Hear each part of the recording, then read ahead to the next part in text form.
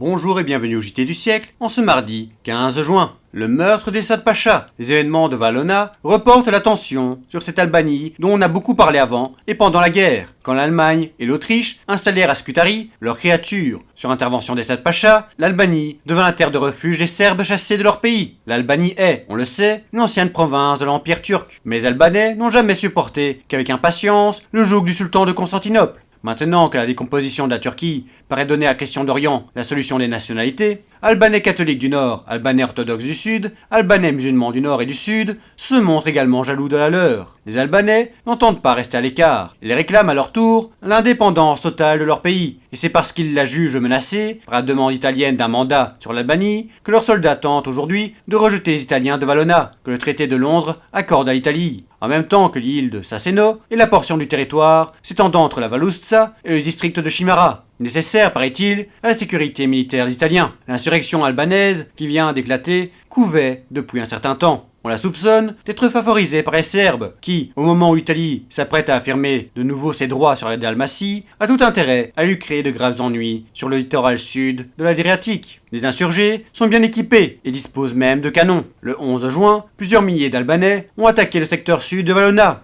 Cependant, que la population musulmane de cette ville se révoltait et tirait dans le dos de nos troupes. Après 4 heures d'un vif combat qui les gérera sur plusieurs points, dans l'intérieur du pays, les garnisons italiennes ont été cernées et deux d'entre elles, comprenant au total plus de 800 hommes, ont dû se rendre. Parmi les prisonniers figurent un colonel et plusieurs commandants. Le bruit court que les Albanais auraient massacré une partie de leurs captifs. C'était le JT du siècle, l'info de notre histoire.